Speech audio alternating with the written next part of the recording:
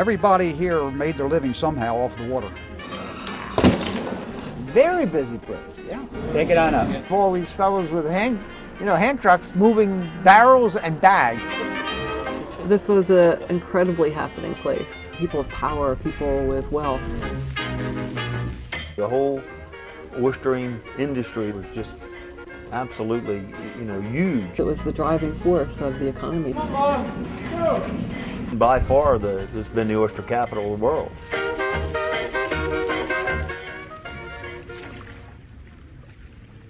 Prior to 1926 or 25, almost all the oysters were shipped out as shell stock oysters. That was based on floating of oysters, where they took oysters in from the bay, from the grounds, put them in floats out in the river, and let them blow themselves clean and reseal. That was the secret of floating. It also, since the salinities were lower, puffed up the oyster, the meats, and they looked nice when you open it.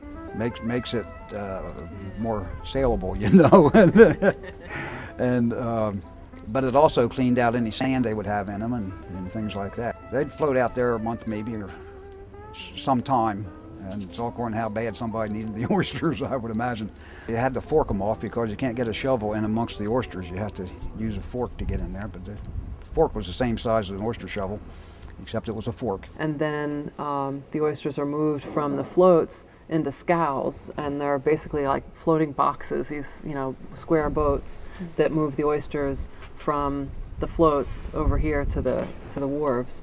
And the scow gang were the fellows that helped move the oysters. A crew of men would go in there, and then they would bag up the oysters, a couple of bushels to a bag. And picked up the oysters in bushel baskets. They busheled them up onto the dock as they go. And then the guys would put them on a hand cart and hand truck, they called it, and wheel it out to the trains.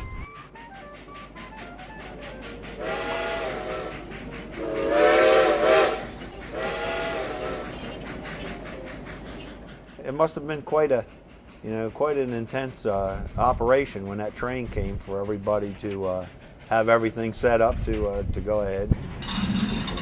On a typical day, 80 boxcars filled with oysters. Take it on up.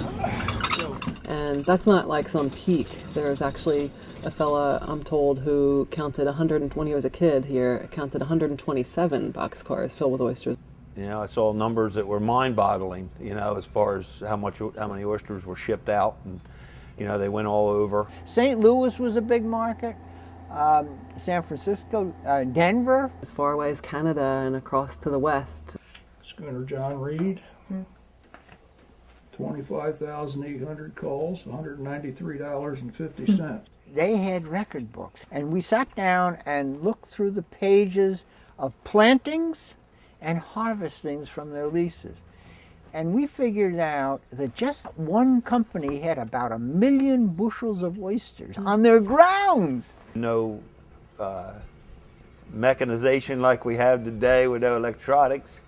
I mean, this was all done by hand. You had 16 guys on the boat, on the bigger schooners, and they got on their hands and knees and they dumped the dredges by hand and they called them out by hand and they shoveled them back and they shoveled them overboard if they were planting. The work on the boat was out in the bay was sun up to sundown, and I'm sure that matched the men here. It was probably, that's what my dad called from kin to can't, from when you can see to when you can't see. Kin being Elizabethan English.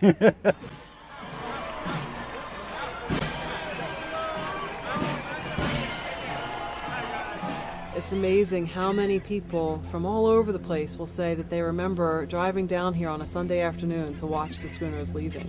Of course, back then they didn't have any power, and they used to have to leave here and on Sunday to go up the bay to go to work on Monday morning. It was a ritual, and there must have been as many people on the shore watching as there were people, participating. And I can remember here at the end of these wharves and everything where the boats probably, most of them would be stacked 5 and 6 deep. People would talk about how it looked like you could walk from, deck to deck up and down the river.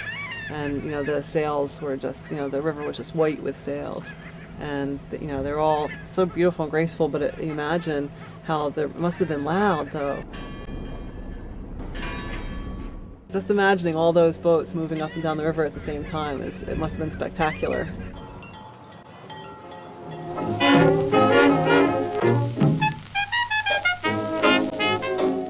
Bivalve in the 20s and 30s was a hugely relevant place. There were senators, there were governors.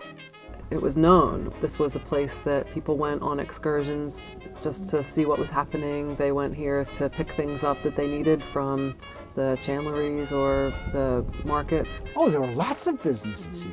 Oh, all along the dock there were businesses. There was a post office, there were hotels. There definitely was a restaurant and the ticket office and waiting room for the ferry boat. 2 sailmakers in the area needed them. We had 2 blacksmith shops, and they built the dredges from scratch.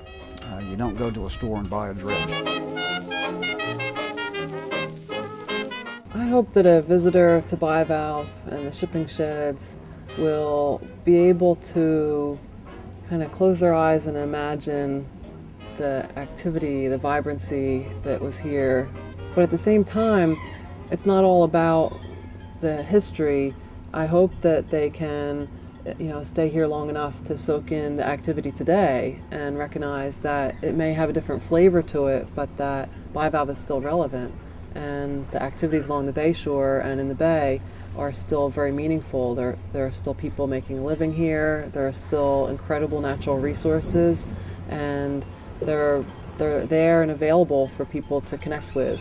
They're just amazing opportunities for having your eyes open to a whole nother side of the world, and it's a beautiful one.